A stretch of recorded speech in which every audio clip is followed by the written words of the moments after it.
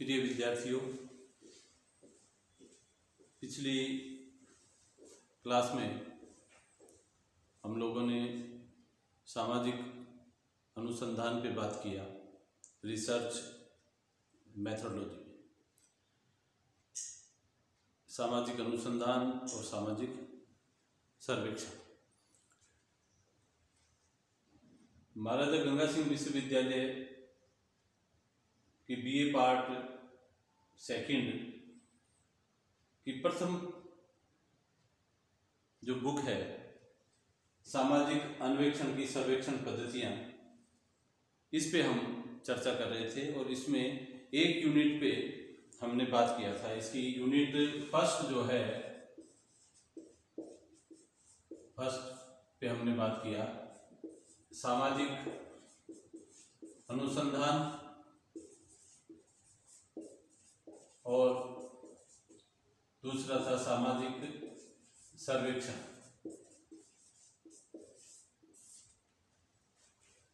इन दोनों पे हमने बात किया। आज हम इसकी यूनिट सेकंड पे बात करेंगे और यूनिट सेकंड में दो बिंदु हमारे सामने हैं। नंबर एक, तथ्य,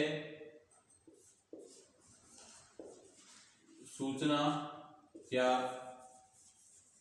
डाटा,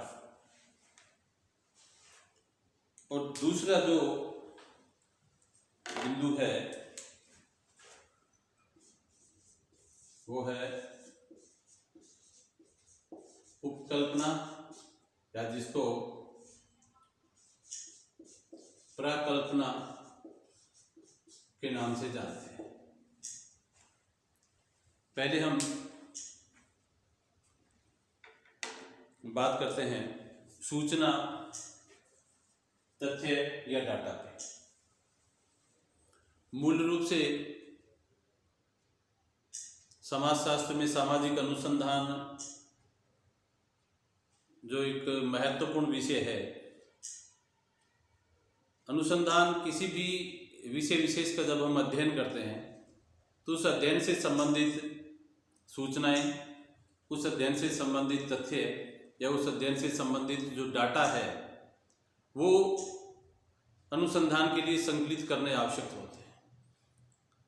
इन सूचनाओं और डाटाओं को इकट्ठा करने के लिए अलग अलग प्रविधियां हैं। उन प्रविधियों के माध्यम से हम इन्हें संकलित करते हैं। उदाहरण से हम इसे थोड़ा ब्रीफली समझ लेते हैं कि वास्तव में सूचना होती क्या है। मान लीजिए पीलीबंगा में राज्य सरकार के द्वारा चलाए जाने वाले कोई उपक्रम या राज्य सरकार के स्वास्थ्य विभाग के द्वारा चलाए जाने वाले कोई कार्यक्रम की समीक्षात्मक अध्ययन करना है, उससे संबंधित सूचनाएं, जानकारी लेनी है, तो हमें स्वास्थ्य विभाग से संपर्क करना पड़ेगा, स्थानीय हॉस्पिटल से संपर्क करना पड़ेगा, और वो विषय जिन लोगों से संबंधित है उन लोगों से हमें बात करनी पड़ेगी। इसके लिए हम अनुसूची या प्रश्नावली या साक्षात्कार प्रविधियों का प्रयोग करते हैं। इन्हीं प्रविधियों से हम जो जो सूचनाएं संकलित करते हैं वो सब तथ्य कहलाती है, या इन्हें डाटा के नाम से पहचानते और जानते हैं। बिना तथ्य और बिना सूचनाओं के कोई भी अध्ययन पूर्ण नहीं हो पाता है। दूसरी यूनिट सेकंड का जो दूसरा विषय है वो है उपकल्पना या प्राकल्पना।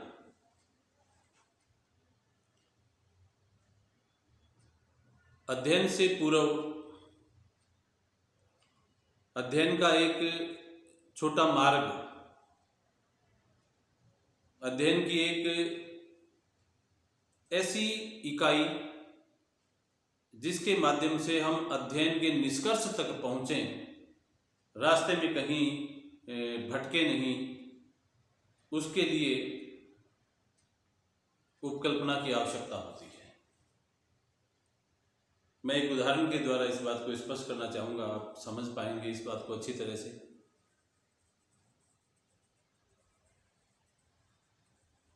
चेचक के टीके के आविष्कार से पूर्व चेचक के टीके के आविष्कारकर्ता अपने घर में निरंतर अध्ययन कर रहे थे, निरंतर रिसर्च कर रहे थे, उस चीज़ को खोजने का प्रयास कर रहे थे। लंबा अरसा हो गया तो एक दिन उन्होंने कुछ ऐसा महसूस किया कि उसकी गहराई तक नहीं पहुंच पाए, तो वो घर से निकल गए। घर से निकल के जंगलों की तरफ हो गए तो उन्होंने देखा कि आगे एक रास्ते पे कुछ गायें जा रही हैं, उनके पीछे दो महिलाएं हैं। एक महिला दूसरी महिला से कहती है कि वो मेरी जो नीले वाली गाय है उसको अब चेचक नहीं होगा। उस विद्वान व्यक्ति को बड़ा आश्चर्य हुआ कि एक गाय पालने वाली जो औरत है वो अपने श्रीमुख से ये बात कह रही है कि साहब अब मेरी नीले वाली गाय को चेचक नहीं होगी, तो क्या वजह हो सकती है। तो इत्तेफाक से दूसरी महिला ने पहली महिला से पूछा कि क्यों आपकी नीले वाली गाय को चेचक क्यों नहीं होगी। तो पहले वाली महिला ने कहा कि इसको एक बार चेचक हो चुका है, बस यह सुनना था। विद्वान विद्वत महोदय पुनः अपनी लैब में लौट आए और आज पूरी की पूरी दुनिया को चेचक से निजात जो मिल रही है वो चेचक के वैक्सीनेशन से है, और वो चेचक का वैक्सीन उन्होंने उस एक आधार पे तैयार कर दिया। तो वो क्या चीज़ थी, वो एक उपकल्पना थी, यानी उनको एक अध्ययन में एक रास्ता मिल गया। जैसे अक्सर लोग कहते हैं कि महिलाओं में मालिन बड़ी चतुर होती है। कब पता लगेगा कि ये बात हमने आधार में रख ली और इसके आधार पे हम अध्ययन करेंगे। अक्सर कहा जाता है कि गंजे व्यक्ति अक्सर धनवान होते हैं, यह एक उपकल्पना है। तो इस तरह हम इन उपकल्पनाओं के सहारे जब अध्ययन की इकाई में प्रवेश करते हैं तो निश्चित तौर पर हमें वो चीज़ें मिलती है जिनके बारे में हम अध्ययन करना चाहते हैं। इसकी यूनिट 3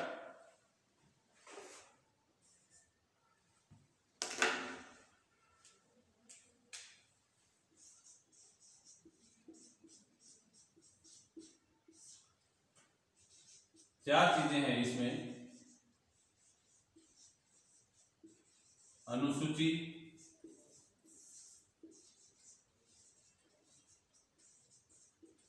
प्रश्नावली,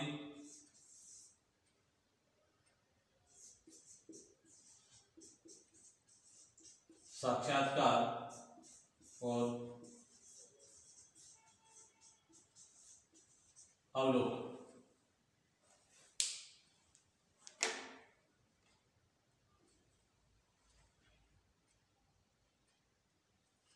अनुसूची प्रश्नों की एक सूची है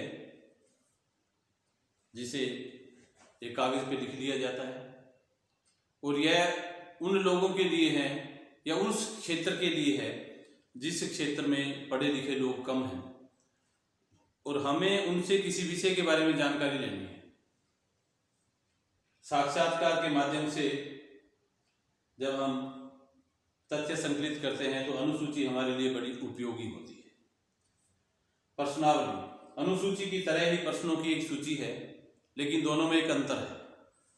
अनुसूची को साक्षात्कार कर्ता स्वयं क्षेत्र में लेके जाता है, जबकि प्रश्नावली डाक के द्वारा भेजी जाती है एक नोटिफिकेशन के साथ कि साहब इस तरह से मैं एक अध्ययन कर रहा हूँ या कर रही हूँ, और इस अध्ययन की पूर्णता तभी संभव है जब आप लौटती डाक से इस प्रश्नावली को भर के लौटा देंगे।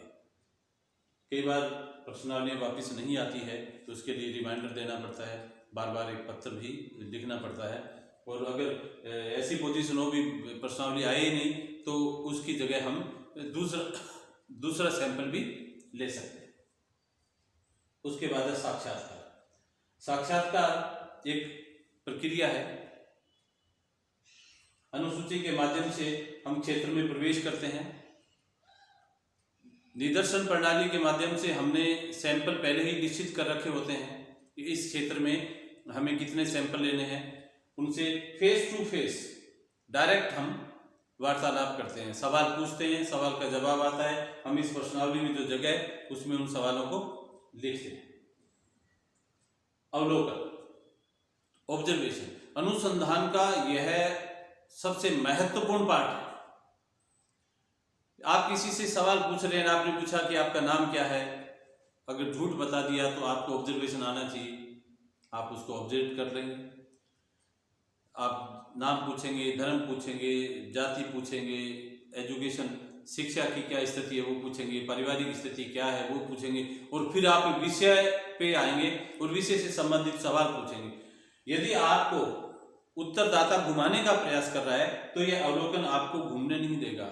यदि अनुसंधानकर्ता को अवलोकन आता है तो, ऑब्जर्वेशन आता है तो, सामाजिक अनुसंधान के लिए, सामाजिक अनुसंधान के अध्ययन के लिए यह जो चारों इकाइयां हैं यह बड़ी महत्वपूर्ण है। शेष नेक्स्ट क्लास में हम पढ़ेंगे। धन्यवाद।